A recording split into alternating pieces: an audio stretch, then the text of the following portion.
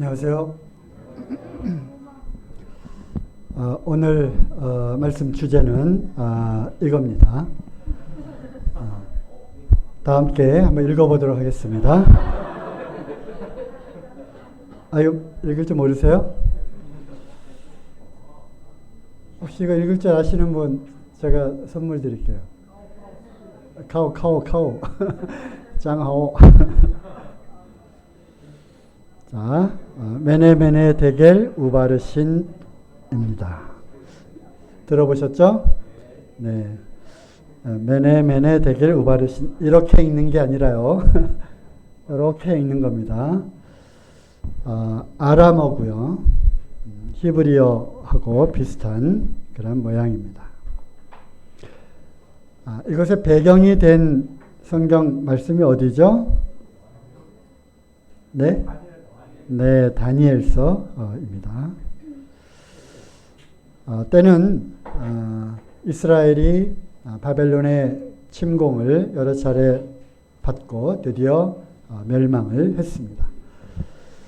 포로로 이제 잡혀가게 되고 그 가운데는 다니엘이 포함이 되어 있었습니다. 잘 아시는 대로 다니엘은 왕의 진미를 먹는 것을 거절하였고요. 그리고 중요한 것은 느부갓네살 왕의 꿈을 알아맞추고 꿈을 또 해석해 준 사실이 있습니다. 여기 보이는 우상, 그죠? 어떤 신상, 머리는 정금이요. 또 어깨와 팔은 은이요. 또 배와 다리는 동이요. 그리고 맨 밑에 발가락은 철과 흙으로 되어 있는 10개의 발가락으로 되어 있는 이러한 신상을 왕이 꿈을 꾸게 되고 한 이러한 과정들을 우리는 다니엘서를 통해서 배운 적이 있습니다. 그렇죠? 오늘 다니엘서를 다 이렇게 하려는 건 아니고요. 당시에 이제 큰 제국을 이루었던 바벨론 제국, 그리고 이 바벨론 제국이 이 신상의 머리 부분, 즉 금과 같이 아주 찬란한 영광과 부흥을 했었던, 하지만 짧은 그 제국의 운명이 이제 망하고 메데 페르시아가 세워지고, 또 메데 페르시아도 헬라에 의해서 또 망하게 되고, 또 헬라 제국은 로마에 의해서 또 망하게 되는 이러한 근동 지방을 중심으로 한 나라가 세워지고 나라가 망하게 되고 왕이 세워지게 되고 왕이 또 패해지게 되는 이러한 일들을 통해서 모든 인간 세상을 주관하시는 하나님 을 우리가 다니엘서를 통해서 보게 됩니다. 바벨론 제국은 당시에 티그리스 유프라데스 강, 즉 구바벨론 지역을 중심으로 해서 이제 나라가 일어나게 되었고요. 지도에 보시면 여기가 이제 예루살렘이죠. 여기 당시에 애굽, 즉 이집트의 세력과 또 북방의 예를 들면 아수르라든가 또는 바벨론 이런 북방 세력이 만나는 그러한 지역이 바로 이스라엘 지역입니다.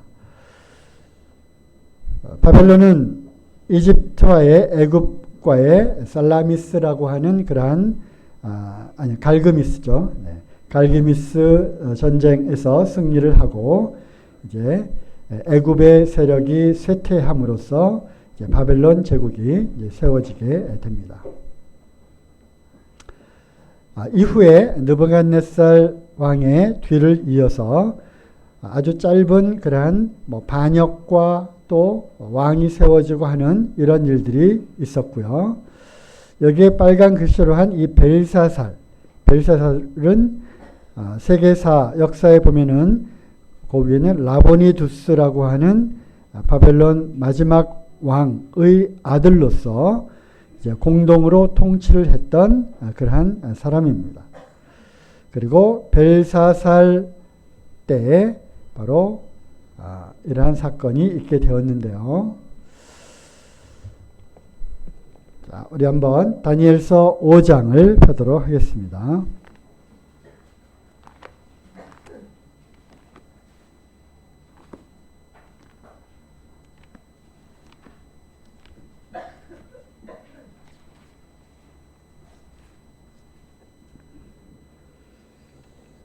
다니엘서 5장 1절 벨사살 왕이 그 귀인 1,000명을 위하여 큰 잔치를 배설하고 그 1,000명 앞에서 술을 마시니라. 벨사살이 술을 마실 때에 명하여 그 부친 느부갓네살이 예루살렘 전에서 취하여 온 금, 은 기명을 가져오게 하였으니 이는 왕과 귀인들과 왕후들과 빈궁들이 다 그것으로 마시려 함이었더라. 자, 별도로 해석 안 해도 아시겠죠? 벨사살 왕이 1,000명의 그러한 귀족들과 함께 파티를 하게 되는데 부어라 마셔라 이제 먹고 즐기고 있었습니다. 이때 그 마시는 술잔을 전에 자기 아버지, 여기는 아버지로 되어 있지만 실제로 역사로 볼 때는 할아버지 뻘 되는 그러한 왕이 느부갓네살 왕이었습니다.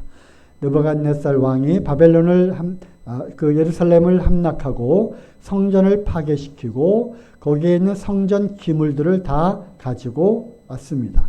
그래서 창고에 보관해 놨던 그 유대인들이 섬겼던 성전의 그 기물들, 은그릇, 금그릇들을 가져오라 해서 거기에다가 술을 따라서 이제 파티를 하는 그러한 상황입니다.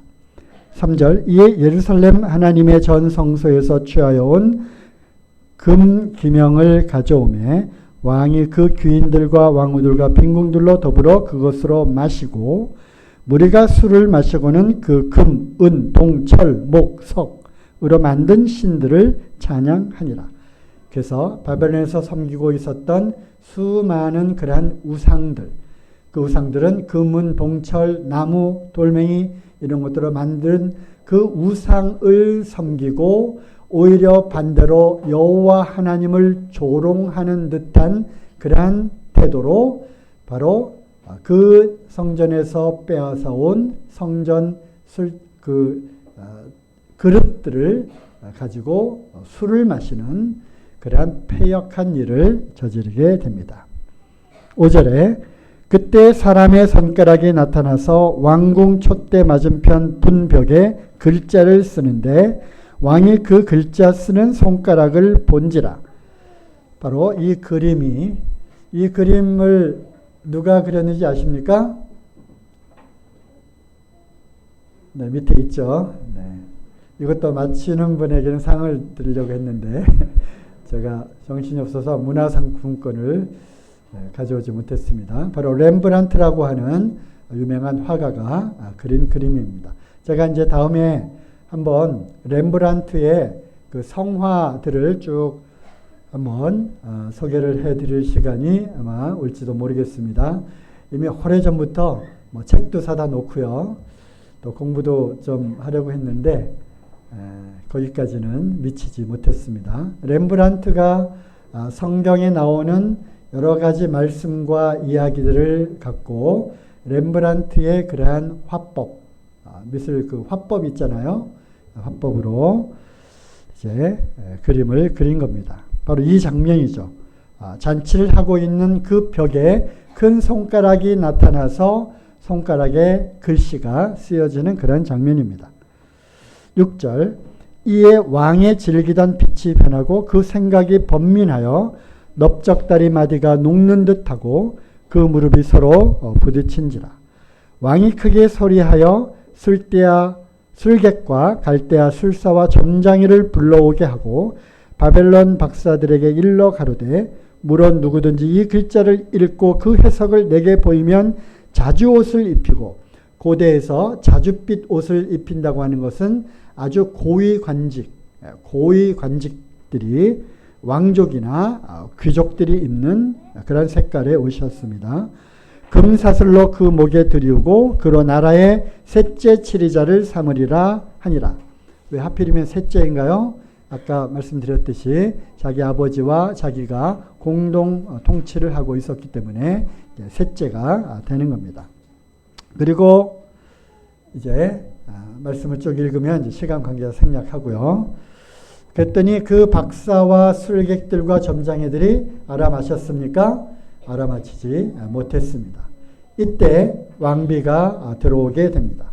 그리고 왕비가 아니 옛날 선왕 그 선왕의 때, 즉 느부갓네살 때에 아주 신통한, 즉 하나님의 영으로 충만한 다니엘이라고 하는 자가 아직도 살아 있으니 그를 불러다가 그것을 마치도록 합시다 라고 이야기를 합니다. 이때 다니엘은 어느덧 나이가 들어서 약 80세, 85세 정도의 노인이 되었던 때입니다. 이미 벨사살 왕은 이제 그를 잊은 지 오래되었고요. 어쨌든 다니엘이 와서 이제 이 글을 해석하게 됩니다. 그리고 깜짝 놀라서 왕에게 이제 이야기를 하죠. 이런 일이 왕에게 일어나서는 절대로 안 되는데 어떻게 하면 좋겠습니까? 걱정하지 말고 이 글의 뜻을 해석하라.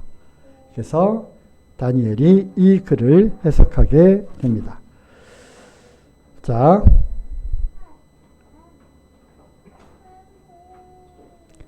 22절 읽겠습니다. 벨사살 왕이여, 벨사살이여, 왕은 그의 아들이 되어서 이것을 다 알고도 오히려 마음을 낮추지 아니하고 도리어 스스로 높여서 하늘의 주제를 거역하고, 자 거기까지요. 느부갓네살 왕이 얻었던 그 영광과 화려함, 그리고 그가 교만해졌고요. 그리고 그 교만한 나머지 하나님의 징계를 받아서 이제 7년 동안 왕좌로부터 쫓겨나게 되고 들짐승과 같이 7년 동안 풀을 먹으며 그리고 하늘 이슬을 맞으며 미친 그러한 그러니까 정신이 미쳤어요. 오늘날로 하면 무슨 정신병 무슨 병이라고 하는데 그 정신병이 걸려서 이제 짐승처럼 행동하는, 그래서 무려 7년 동안을 이런 들판에서 하늘 이슬을 맞으며 지내게 됐는데, 그리고 다시 7년이 차고 하나님께서 그에게 다시 정신을 온전케 하시고 다시 회복이 되는 사건이 있었습니다. 이때 그렇게 해서 읽겠습니다. 도리어 스스로 높여서 하늘의 주제를 거역하고 그 전 기명을 왕의 앞으로 가져다가 왕과 귀인들과 왕후들과 빈궁들이 다 그것으로 술을 마시고 왕이 또 보지도 듣지도 알지도 못하는 금, 은, 동, 철, 목석으로 만든 신상들을 찬양하고 도리어 왕의 호흡을 주장하시고 왕의 모든 길을 작정하시는 하나님께는 영광을 돌리지 아니한지라. 이러므로 그의 앞에서 이 손가락이 나와서 이 글을 기록하였나이다. 기록한 글자는 이것이니 곧 메네 데겔 우바르신이라.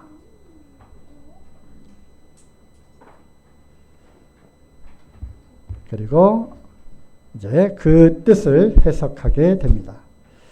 기록한 글자는 이것이니 25절 곧 메네 데겔 우바르신이라. 그 뜻을 해석하건대 메네는 하나님이 이미 왕의 나라의 시대를 세워서 그것을 끝나게 하셨다 하며, 데겔은 왕이 저울에 달려서 부족함이 배었다 하며, 베레스는 왕의 나라가 나뉘어서 메대와 바사 사람에게 준바되었다 함이니이다.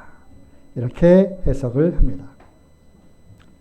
메네는요, 혹시 들어보셨어요? 문화라고 하는 문화, 한 문화, 두 문화, 열 문화, 바로 그 문화와 같은 그러한 단어입니다. 그래서 문화. 문화는 이스라엘에서도 돈의 단위로 사용됐죠. 그죠? 돈을 이렇게 한 문화, 두 문화, 세 문화처럼 세는 겁니다. 카운트하는 겁니다. 그래서 문화, 또는 메네의 뜻은 number, 즉 수를 세다. 그러니까 수를 세어보고 수를 세웠다. 그리고 대겔은 세겔 아시죠? 세겔, 한 세겔, 두 세겔, 이렇게 세겔은 이스라엘에서도 무게를 다는 그런 단위였습니다. 저울에 달려졌다. 영어로 하면 weighted. 우 바르신, 우는 그리고라고 하는 뜻입니다. 그리고 바르신. partition, 나뉘어졌다. to divide.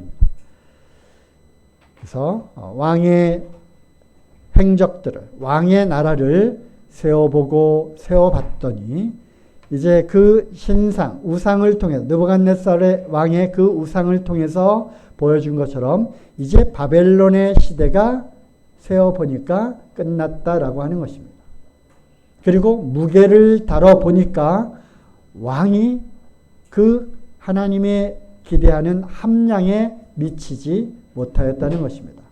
그래서 이제 하나님께서 이 바벨론이라고 하는 나라를 나누어서 메대 사람과 페르시아 사람에게 나누어 줄 것이다. 즉 바벨론이 망하게 된다는 것이죠. 그리고 이 역사적으로 이 당시 즉 술잔치를 벌이고 있었던 그 성벽 외벽에는 이미 페르시아 군대들이 거기를 모여서 이 바벨론을 침략하는, 바벨론 성을 그 공격하는 그러한 전략을 세우고 있었습니다. 그리고 성경 말씀에도 그렇고요. 역사에도 기록되어 있듯이 그날 밤 그 난공불락의 그 바벨론 성벽은 무려 폭이 7m가 되었대요. 큰 마차 2대가 동시에 지나갈 수 있는 그러한 아주 두꺼운 그러한 성벽, 높이는 14m였대요. 그리고 큰 수로와 함께 그 성벽 안에는 아주 휘황찬란, 아주 호화스러운 것이 있었고요. 그래서 누가 감히 이 성벽을 무너뜨릴 수 있을까?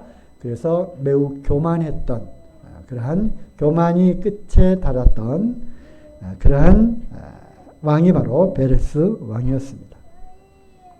그러니 그들은 해석을 할 수가 없었죠. 문화, 세겔, 나누어졌다. 이게 이제 무슨 뜻인지 그들은 알 수가 없었죠. 다니엘은 이제 하나님의 영으로 감동되어서 세워보고 세워봤더니 이제 왕의 시대, 바벨론 시대가 끝났다. 대겔, 즉 무게를 재어보고 재어봤더니 함량이 미치지 못했다고 하는 뜻이다. 그러므로 하나님께서 이 나라를 이제 망하게 하고 나라를 쪼갤 것이다. 이렇게 해석을 해주게 됩니다. 인류 역사의 주관자 되시는 하나님께서 바로 5장 그 앞에 4장에는 아까 말씀드린 대로 느부갓네살 왕이 교만하여져서 하나님의 징계 가운데에서 7년을 야인처럼 생활을 하게 되는데 그리고 다시 회복시켜 주십니다. 이때 다니엘 4장 17절 이는 순찰자들의 명령대로요. 그때 느부갓네살 왕이 꿈을 꾸게 되는데 또 다니엘이 그 꿈을 해석을 해주게 됩니다. 그 꿈은 무엇이냐면 한 나무가 아주 무성하게 자라서 하늘 꼭대기까지 자라고 나무 열매와 잎사귀가 아주 무성했는데 거기에 새들도 깃들이고 짐승들도 그 그늘 아래서 쉼을 얻고 그런데 어느 날 갑자기 그 나무가 딱 잘려지게 됩니다. 하지만 완전히 잘려진 것이 아니라 나무 그루터기가 남아있게 되는 그러한 꿈을 꾸게 되었는데 바로 느부갓네살 자신에 대한 꿈이었죠. 그래서 다니엘이 해석을 해주는 그런 장면이죠. 이는 순찰자들의 명령대로요. 거룩한 자들의 말대로니 곧 인생으로 지극히 높으신 자가 인간 나라를 다스리시며 자기 뜻대로 그것을 누구에게든지 주시며 또 지극히 천한 자로 그 위에 세우시는 줄을 알게 하려 함이니라 하였느니라. 그래서 기고만장하지 말라는 것이죠. 느부갓네살 왕이 왕위를 얻고 바벨론이 이렇게 흥왕하게 된 것, 그것 역시 누구의 손에 달려 있는 것이었습니까? 여호와 하나님의 손에 달려 있었다는 것을 그가 망각을 하게 되고 교만한 자의 그러한 자리에 올라가게 되었던 것이죠. 이것도 이제 어떤 화가가 그린 겁니다. 소처럼 기어다니며 풀을 먹고요.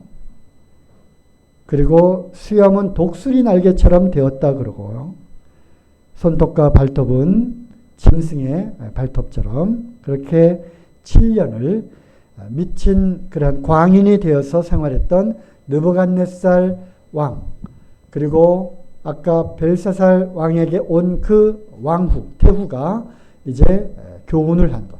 너의 선조 느부갓네살 왕의 그 교훈을 알지 못하고 그것을 또한 잊고 이와 같이 하나님을 조롱하고 또 목석으로 된 금은으로 된 그러한 우상을 섬기는 그러한 일들에 대해서 책망을 하게 되는 그런 장면입니다. 이것이 이제 서론이었고요. 왕을 세우고 하나의 그 나라도 보통 나라가 아니라 제국을, 대제국을 세우시고 또 무너뜨리시고 또 다른 사람에게 그 제국을 주시고 하는 이러한 모든 권한이 하나님께 있다고 하는 것입니다. 하나님은 그래서 모든 상황들을 다 보고 계시고 알고 계시다고 하는 것이죠.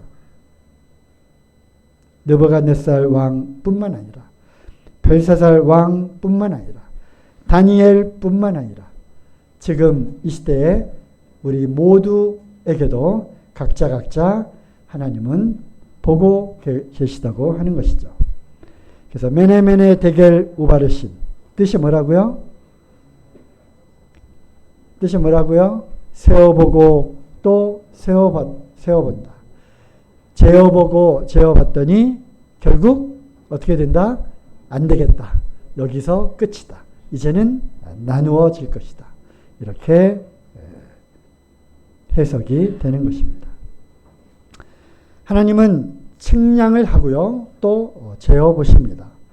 이때 저울이라고 하는 도구를 사용하시는데 옛날 분들은 이 저울 이거 다 아시죠? 요즘은 디지털 저울계가 나와가지고 저울 한쪽에다가 저울 추를 놓고요.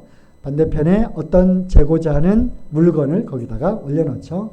그러면 그것이 수평이 딱 맞으면 저울 추의 무게만큼 그 물건의 무게를 재는 거죠.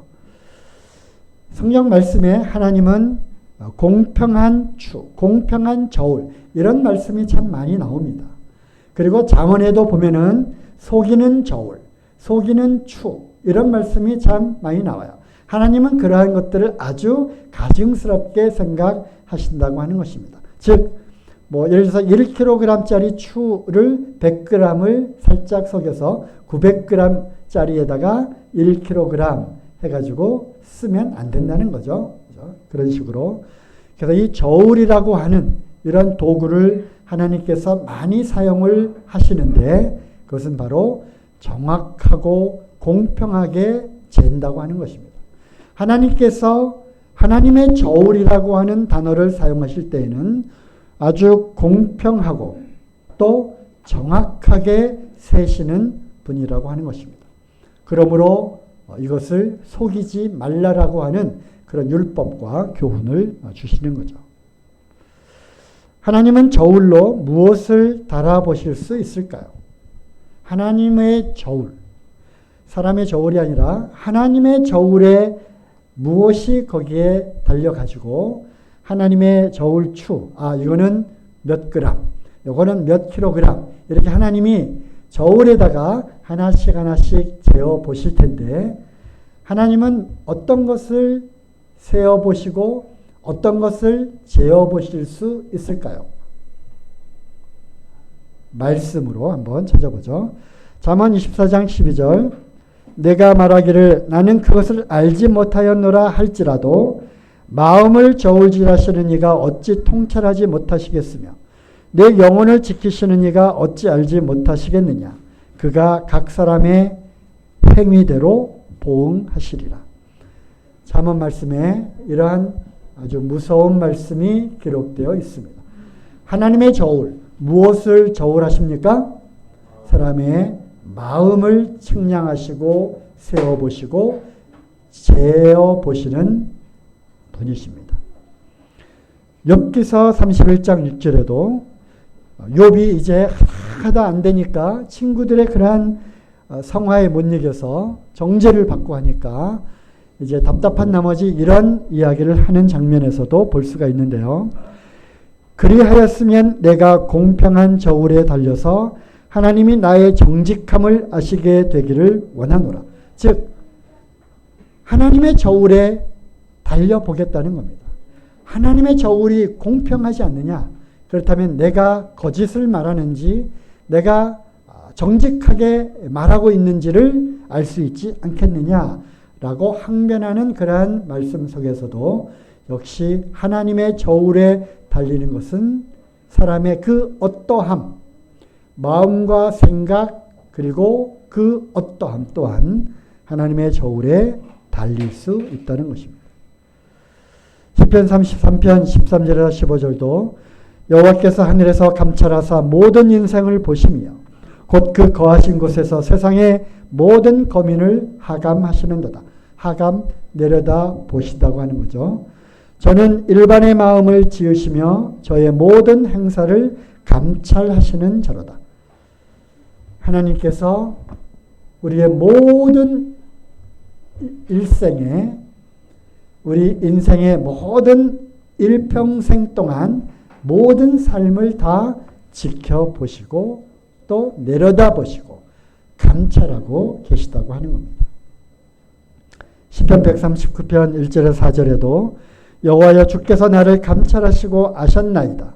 주께서 나의 앉고 일어섬을 아시며 나의 모든 행위를 익히 아시오니 여호와여 내 혀의 말을 알지 못하시는 것이 하나도 없으시니이다. 하나님의 저울에 또 무엇이 달릴 수 있습니까? 우리가 하는 그러한 말까지도 하나님의 저울에 무게가 달려질 수 있다고 하는 것입니다. 참 두렵고 무서운 그러한 말씀인 것이죠. 결국 나의 모든 생각과 마음과 나의 어떠함과 그뿐만 아니라 당연히 나의 모든 행동들, 앉고 섬, 나의 머리카락도 다 세신 바 되신 그 하나님. 그리고 내가 하는 그러한 모든 행동들을 다 감찰하시고 알고 계시고 보고 계시고 이제 때가 되면 그것을 어떻게 하십니까? 매네 하시는 겁니다. 즉 세워보십니다. 정확하게 세워보십니다. 그리고 또 어떻게 하십니까? 대결. 즉 무게를 하나씩 재어보십니다. 요렇게 한 거 요거 몇 그램, 요렇게 한 거 요거는 땡.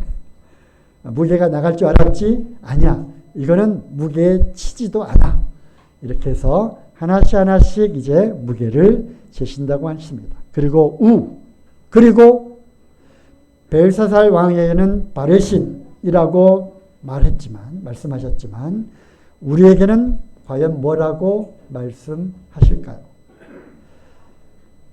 우리의 마음에 품은 생각과 의도들, 특별히 의도라고 했습니다. 의도 이게 별로 좋은 뉘앙스가 아니잖아요. 그죠? 의도, 뭔가 숨어있는 그러한 의중, 이런 것들까지도 또 속이려 하는 것과 진실한 것, 이것의 그 차이, 이것의 차이를 하나님은 다 알고 계시다고 하는 것입니다.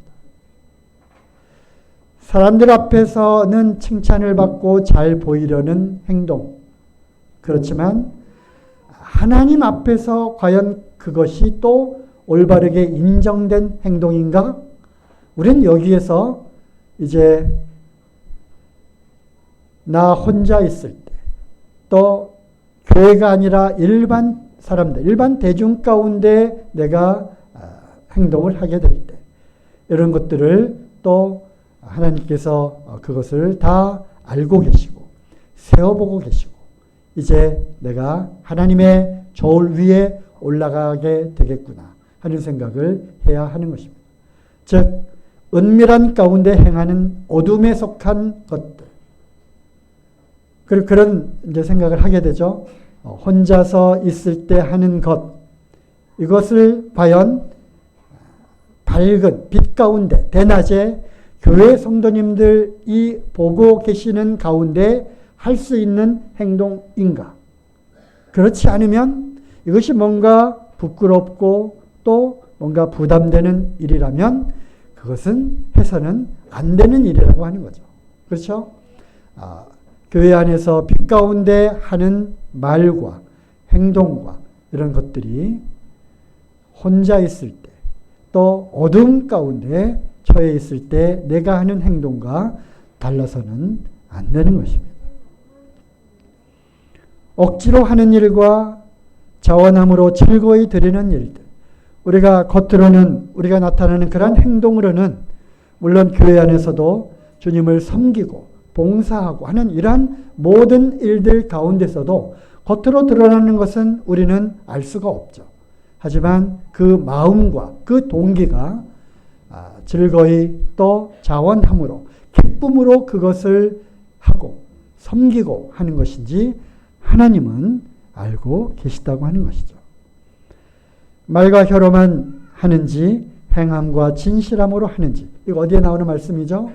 요한 1서에 나오는 말씀이죠. 우리가 사랑에 있어서도 진실함과 행동으로 정말 하고 있는지, 사람은 속여도 하나님은 결코 속일 수가 없다는 이러한 생각들을 우리는 벨사살 왕 앞에 하나님의 손이 나와서 쓴 그 메네메네 데겔 우바르신 그 말씀 속에 나도 언젠가는 이 하나님의 저울 위에 평가가 되고 그리고 세어범이 되고 카운트하는 거죠. 회개한다는 거, 회개. 히브리 베드로인가요? 장로들에게 주시는 그런 말씀 있잖아요. 장로들에게 저는 나중에 하나님 앞에서 회개할 것, 카운트죠. 회개할 자인 것처럼 한다는 그런 말씀이 있습니다. 어쨌든 이거는 그 디케라고 하는 정의의 여신 그림이에요. 여신의 그림을 여기다 갖다 놔서 좀 죄송합니다만 우리가 글보다 어떤 영상이나 이미지가 오래 남아요. 그래서 우리 아이들도 있고 해서 이 뒤에 무엇을 들고 있어요? 칼을 들고 있죠. 그렇죠? 그래서 정의의 여신 그리고 재판, 그래서 법무 어디죠? 재판, 대법원, 검찰청 앞에 이게 있어요. 정의의 법은 공평하다. 정의의 칼. 그래서 이런 그림이 이제 그런 조각도 있고요. 그런데 로마 14장 10절 내가 어찌하여 내 형제를 판단하느냐 어찌하여 내 형제를 업신여기느냐 우리가 다 하나님의 심판대 앞에 서리라. 신약에도 이런 말씀들이 있습니다. 여기서 심판은 불의 심판, 멸망의 심판이 아니라 심판이라고 하는 단어는 바로 하나님의 저치, 평가입니다. 평가. 하나님의 판단. 우리가 다 하나님 앞에 판단을 받고 하나님 앞에 평가를 받게 될 거다. 그러므로 우리가 형제를 판단하지 말고 형제를 업신여겨서는 안 된다. 나중에 하나님의 저울에 이 또한 여기에 달리게 될 것이라고 하는 겁니다. 고린도후서 5장 10절 이는 우리가 다 반드시 그리스도의 심판대 앞에 드러나 각각 선악간에 그 몸으로 행한 것을 따라 받으려 함이라. 그리스도의 그러한 저울, 그리스도의 그 판단, 재판석 앞에 드러나 각각 선악간에, 즉 선한 일을 한 것, 악한 것을 한 것, 선한 생각과 선한 그 마음으로 품은 것, 그리고 거짓과 악한 의도와 생각을 품은 것, 이런 것들을 이제 하나님의 공정한 판결을 받게 될 날이 오게 될 것입니다.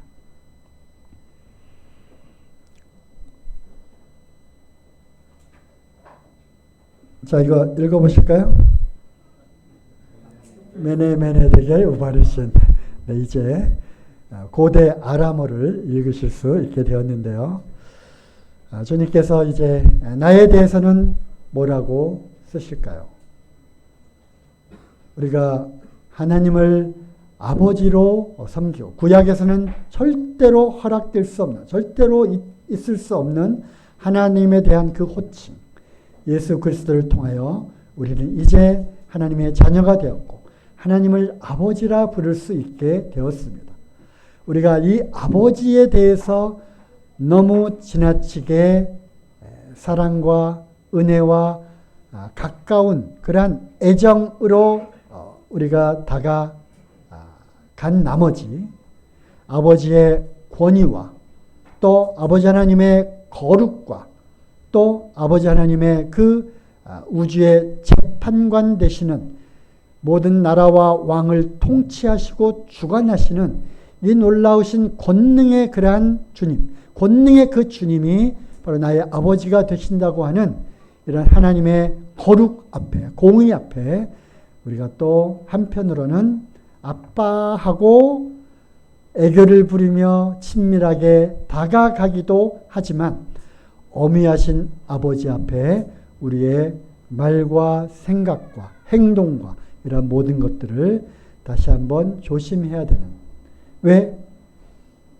하나님께서 보고 계시고 알고 계시고 감찰하고 계시기 때문에 그렇습니다. 나중에 하나님의 그 판결대, 심판대 앞에 서게 될 때 우리는 부끄러움을 당하지 않기를 바랍니다.